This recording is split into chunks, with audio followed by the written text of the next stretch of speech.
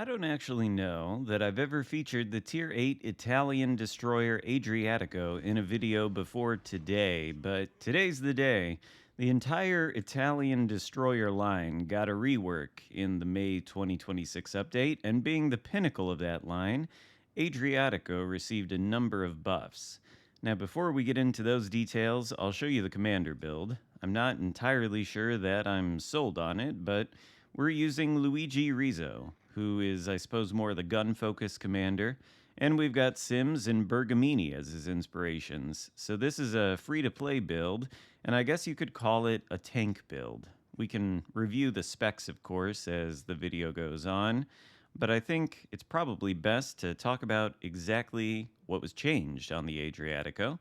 So, according to the Ministry of Balance notes, the main battery firing range was increased to a base range of 10.01 km. The sea detectability range was reduced to 7.3 km. Torpedo range increased to 13.5. Damage on those torpedoes increased to 13.9k. And then the flooding chance got a buff as well from 207 to 230%. To be honest with you, I'm not exactly sure how the flooding chances work in this game, and I don't know if these torpedoes cause any more floods than they used to, but I can tell you that against enemy destroyers, the Adriatico was always pretty good, but the main problem was the concealment was terrible. Now with this build, we've got a sea detectability range of 6.3 kilometers or 5.8 as we activate the engine boost because of the go all out skill on Rizzo. I believe that was added to all the Italian DD commanders, and that certainly helps with the concealment. But if you find yourself in a situation like this, of course, you've still got the exhaust smoke screens to fall back on. And you saw that hit against whatever destroyer that was, I think a Z-44. This sap is absolutely lethal to destroyers, and I think the entire Italian line is pretty good at sinking them. If you want to win matches in World of Warships Legends as a destroyer, I think you need something with decent guns that can be a real threat to the enemy DDs. Sinking them, along with taking the capture circles and the like, is probably the most important thing you can do in a destroyer. Also, the torpedoes are perfectly capable of sinking enemy destroyers as well. Random Khabarovsk goes down to those torps, didn't even know he was there, was just aiming at the Aki, I think. Meanwhile, our smoke screen runs out, and Z-44 was last spotted traveling behind this island, so we're going to go try to get him. He's more of a torpedo boat, of course. We are aware of that, so we don't want to get hit by any of those. I think if we keep these islands here between us and the Z-44, he doesn't really have a chance. He's not going to be sinking us with his main battery guns, and it looks like maybe he doesn't want to engage this fight. Now, prior to this buff, as I said, the Adriatico and all the other tech tree lines of the Italian destroyers, none of their parameters on the guns were changed, as far as I know. They certainly weren't on the Adriatico, so it could do this, I suppose, prior to the buff. But I think the main things here are the concealment buff. I think with this same build, prior to this update, my concealment on this ship was 6.7 kilometers, which is absolutely abysmal. Every single destroyer known to man would outspot you with that kind of detect. 6.3 is much better, and then reducing it to 5.8 with the charge of the engine boost makes things a little bit more preferable, I guess you could say. You can get closer to the enemy destroyer without being spotted, and I think that'll probably increase your chances of taking one out.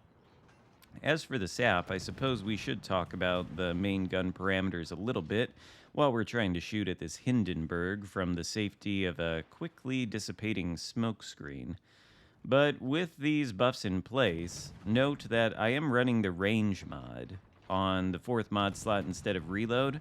I think if you run the reload mod, what happens is the turret traverse on these guns, which is 18 seconds with this build, goes to over 20 seconds, and I think that's kind of bad for a DD. So the range mod is what I take to avoid any nerfs to the turret traverse.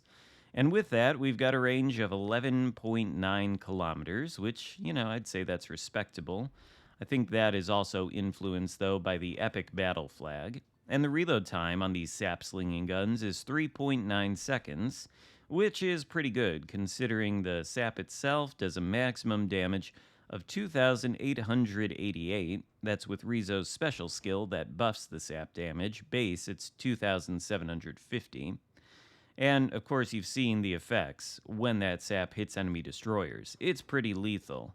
The HP as well, because this is a tank build, is 25,000. I'd say that's pretty good. And then, of course, the Bergamini inspiration means you take less damage as you take more damage. And I suppose that could be the difference from being sunk versus not.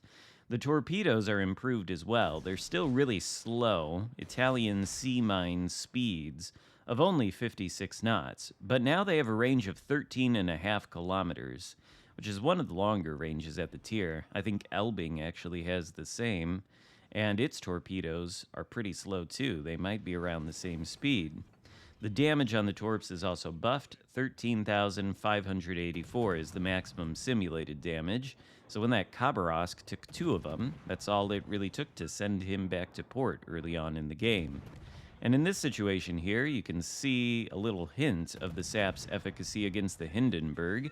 It's just me and that other enemy, or friendly destroyer rather, in the smoke screen. There were no larger capital ships around here to shoot at the Hindenburg. All the damage done to him was thanks to me and that friendly destroyer. He ultimately gets the kill. We're left with, or no, we get the kill. So that's 3 kills for us.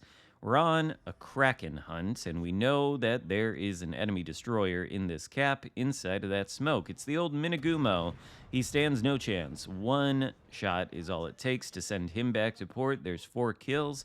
Capture circle is clear, and this has turned into, I suppose, a little bit of a blowout with a relatively healthy Aki left alive, and us being on 4 kills, well, that means we are on the Kraken hunt.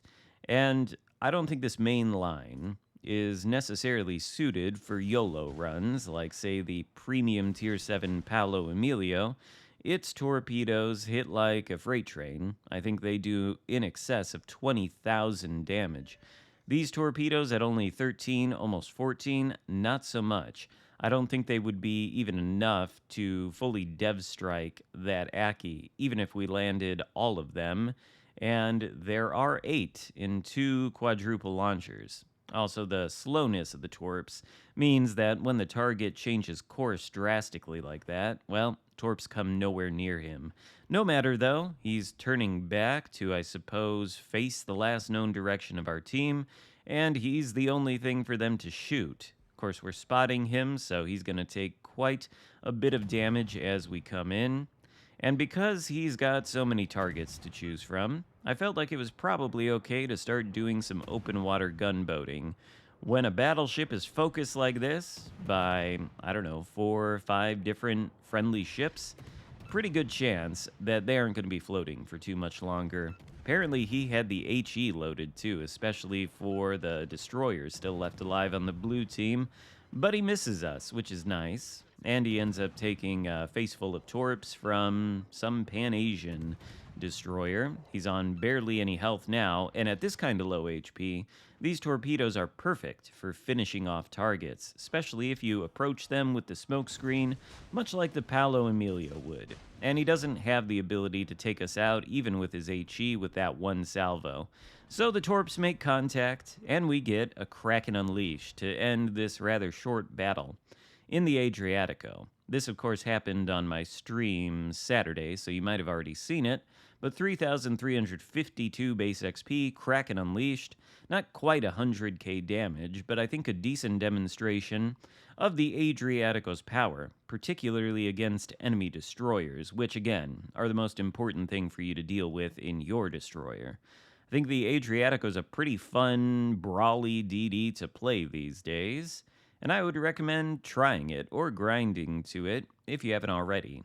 I'm going to have to test the rest of the line. I'm sure it's much improved like the Adriatico. But that's all for today. Give the video a thumbs up, consider subscribing if you haven't already, and I'll see you next time. Goodbye.